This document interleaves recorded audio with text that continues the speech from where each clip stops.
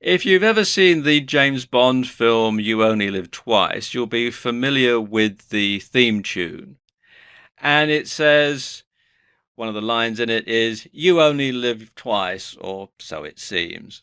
One life for yourself and one for your dreams." And that's true because sometimes dreams really can be your subconscious mind trying to tell you something that you perhaps overlooked when you're awake. When you're asleep, when your mind is relaxed, when you're going through the events of the day, sometimes things will play on your mind and sometimes that'll come to the fore in your dreams. The only problem is, most of the time you forget your dreams within a few moments of waking. So you may have come up with a solution to a problem that you're facing. You may have dreamt it up, but within a few minutes of waking up, you've forgotten all about it and you're back at the beginning all over again. So a good way to remember your dreams is to keep a dream journal. And it doesn't have to be fancy, just a notebook and pen that you keep next to your bed so that you can write down your dreams as soon as you wake up. And what you'll discover is fascinating. You may notice a pattern emerging, things like your fears, your hopes, solutions to problems that you're facing. And once you've got all this written down, once you can actually see it physically, then of course you can act on it while you're awake. One step on from that is a process known as lucid dreaming. And as well as helping you to remember your dreams, a dream journal can help you to recognize when you are dreaming. And this makes lucid dreaming much easier. In a lucid dream, you know that you are asleep and that you are dreaming, but you can act consciously even though you're really asleep. And in a lucid dream, you can do all sorts of stuff. You can defy the laws of physical life. You can fly like an eagle, to quote another songline.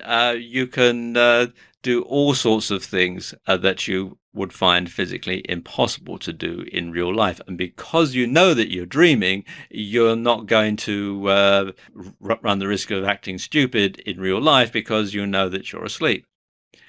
But you can also test out theories in your dream world before you apply them to the real world.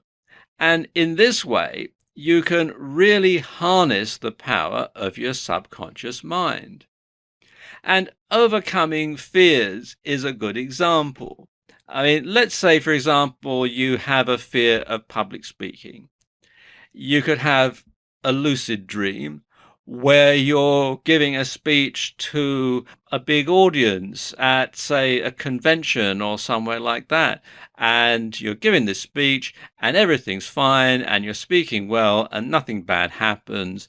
And that's going to sort of lodge in your subconscious. And when you wake up, you'll find that your fear of public speaking is starting to diminish because you've already sort of experienced it and nothing bad has happened. Likewise, if you have a fear of flying, say, you might dream that you're on an aeroplane and everything's fine, the takeoff, the landing, everything goes without any trouble, and that might lessen your fear of flying. Also, difficult confrontations. You might perhaps encounter someone while you're dreaming that you're going to have an argument with in real life, and you can try out different scenarios and see how they're going to react. And because it's a dream, because it's not real, then you can decide how you're going to handle yourself in reality. Now, lucid dreaming is a very complicated subject that goes well beyond the scope of this video. However, if you'd like to find out more, there's lots of information out there. If you go to Google and do a search for lucid dreams, you'll find there are lots and lots of sites that are dedicated to the subject. You can see 1.64 million at the time that I'm making this video. You can see there's a whole lot of information here. Also, if you do a search in YouTube as well, you'll find lots of how-to videos on lucid dreaming and all sorts of other good stuff there. So there you go. You can enjoy your second life, the one for your dreams.